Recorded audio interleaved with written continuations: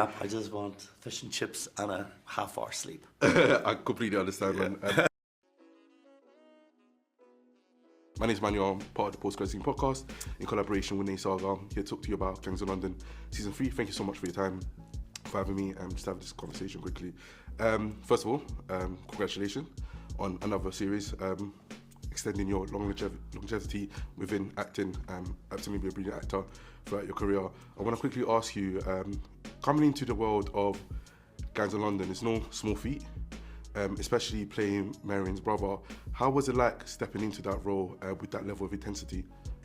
It was. I don't really think that much about those things. You know, I just like to. You have to have the confidence. Yeah. That you have the skills to make it work. You know, and be part of the world. And.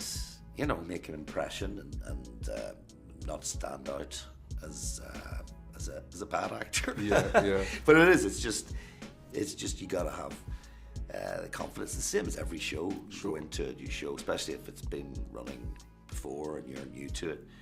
You just gotta hope that you hit the ground running and that your choices are right for the character. Is there anything that you do in preparation for not just this role, but roles in particular, for you to feel like you're comfortable and confident to hit the ground running? Well, it all depends on what if it's a skill they have, you gotta get the skill. Sure. So for me, it was the fighting stick, and chopping up lots of bits of wood to get them exactly the length of elbows, and using a weight at one end to know how to use that thing, because it's a very peculiar weapon. Yeah, so it would have been that. Yeah, getting that. You obviously work with Joe Cole, Michelle Farley, and a host of other great actors. I wonder if there's anything from behind the scene that stuck out to you personally, or even professionally, or if there's anything that you learned working with this group of people. I don't know. I think when you're doing something like this and it's quite intense and some of it's quite bleak and violent, everybody just goes, when you've time between takes, whatever, everyone's just zoned into their own thing. You know, you have the odd chat conversation, but we all just try and get through it. They're long days, and you gotta focus on and preserving your energy, to get through the day.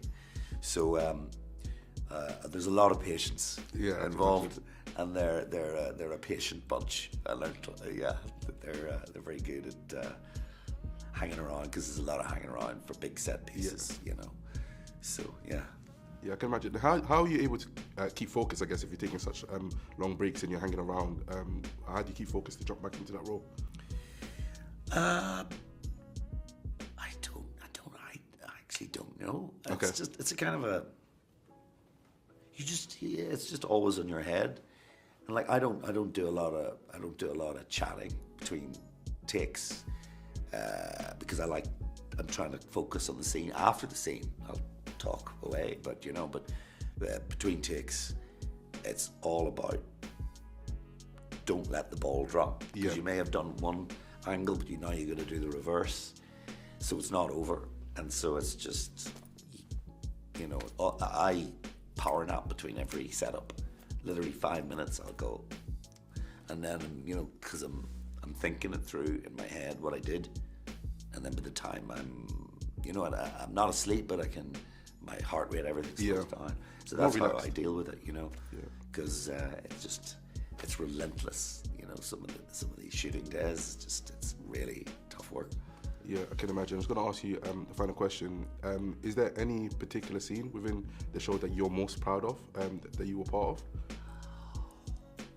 of? I love the pool fight, Nice. the pool hall fight. I just think that's kind of classic gangster.